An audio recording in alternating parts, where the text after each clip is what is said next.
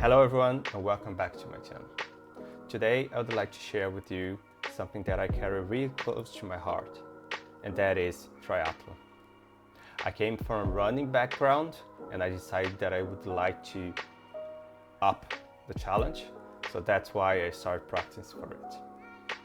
Triathlon, basically you are competing in 3 different disciplines. So first you have the swimming, and then you go for cycling, and then running. It's not easy. It demands a lot of dedication, a lot of training, a lot of consistency, which I talk all the time in this channel. So I just have some practical tips for whoever wants to start practicing triathlon. So let's check it out. Tip number 1, start with your planning. So triathlon is a very demanding sport, and I say in the sense of time, because you still have to train for 3 different disciplines. And because of that, you most likely would have to train some days, at least in the beginning, you have to train twice a day. When you up that distance to other types of triathlon races, you probably would increase more days that you have to train twice a day. But usually in the beginning, you could mostly get away with 1 training a day. But still, you need to be very conscious that you're gonna use a lot of the time to divide those into your training schedule. So there are tons of training plans that you can find online. So try to get one, but that would, like I said, will depend entirely which race you want to pick. Sprint triathlon would be my suggestion. Like I said, it's one of the shortest types. There is still super sprint, but I think it's much easier for you to find a sprint triathlon. Sprint triathlon would be basically 700 meters more or less of swimming, 20 kilometers of cycling, and 5K running. Tip number 2, focus on your weakest discipline. Most of the people would come from a specific discipline, and they would have a second discipline would be more or less, they would know how to do it more or less. For instance, in my case, I'm a runner. So I'm very comfortable whenever I'm running, independently which distance it is. And I have been cycling quite a lot. Even my coach had programmed some cycling for me, even when I was training only for running. So I'm quite familiar with cycling as well. So if I have to measure, running as number 1, cycling as number 2, and swimming definitely will be my weakest link. When I was growing up, I used to swim quite a lot, but as life goes by, it's harder for you to hit the pool or go to the beach and actually really dedicate yourself in a swimming context. Of course, you can go for a swim on the beach, on a trip, on holidays, vacation, not literally swimming as a training session. So focus on your weakest link, your weakest discipline. In my case, it's definitely swimming. And the good thing about swimming for me to up my game is that it's a very technical discipline. So if your swimming discipline is the one that is the weakest for you, try to go to the internet, like the tip before, and look for a training plan that actually focuses on whatever your weakest discipline is. Of course, because swimming, for example, is your weakest discipline, it doesn't mean that you need to neglect the other 2. You still need to put in some effort so you can go for training the other 2. But focus on your weakest one will kind of level the 3 of them. So ideally, you want to get in a very good, comfortable place within the 3 disciplines. Tip number 3, train for transitions. Transition is kind of an art, so you need to be very, very conscious on how you have to do it. Usually you don't want to overexert yourself on transitions.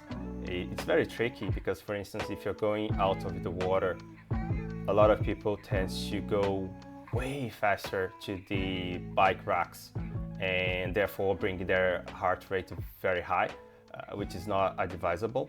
So usually you would want to keep your heart rate very steady, and from your swimming section to your transition to your cycling. Triathlon is a very steady heart rate kind of sport. You don't want your heart rate to be up and down very much. But triathlon, your end goal is, in my opinion at least, is that you want to get your heart rate as steady as possible. So training transition is very ideal, especially swimming, from the swimming part to the cycling, because you are coming from a horizontal body placement to a vertical one.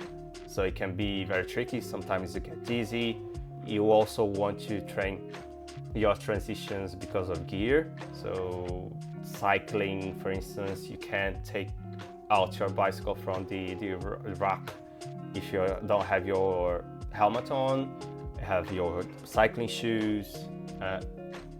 Therefore, it's very important for you to train transitions, because it can be, although you don't gain a whole lot of time within transitions, you can feel at least very comfortable, and actually can boost your confidence a lot if you nail that transition. Tip number 4, incorporating strength training. Now I know for the endurance type of people, strength training we are probably not very fond of, but it still is very important. So there's a lot of strength training that you can do that it doesn't hurt you that much. You don't need dumbbells, you don't need barbells, you don't need even to go to the gym. You can just do some body weight and elastic bands if you have some at home, but you don't need the elastic bands either if you don't want to buy one. But body weight, you could do loads of different exercises to just complement the muscles that you're going to use for swimming, cycling, and running. Tip number 5, fuel your body properly. So some of the race types in triathlon can be very long. So probably have heard about Ironman, which can take hours and hours, and it can be very stressful to your body. Of course, these kind of races, you need to be very conscious and careful about your nutrition, your energy intake. But even for people who are beginning, trying to get that balanced diet with proper proteins, carbohydrates, and healthy fats is very important to give your body the proper energy levels, so you can go out to your training sessions and do it properly. Tip number 6, listen to your body. So this is the final tip. It's very easy, because we are talking about 3 different disciplines, to overdo it. So it's very important for you to know how to listen to your body. If you think that you are getting too tired over time, or if you're feeling any kind of pain, just take a day off, try to rest, try to recover. If you have any doubts, try to talk to someone more experienced about it. They'll probably say this, they'll probably say, try to rest, take the day off, don't overexert yourself. Just try to do one thing at a time, because it can be very overwhelming for whoever is starting triathlon. So there you have it. So these are the 6 tips on how to start doing triathlon. If you have any questions about those tips, or if you have any other questions about anything related to triathlon, or anything related to nutrition or running, cycling from an amateur perspective, so just ping me, just send a comment, and I'll be very glad to help. Thank you for watching this video. I really hope you enjoyed it, and if you had, I would really appreciate if you hit that like button. And also don't forget to subscribe, it would be really good for me. And I'll see you in the next video.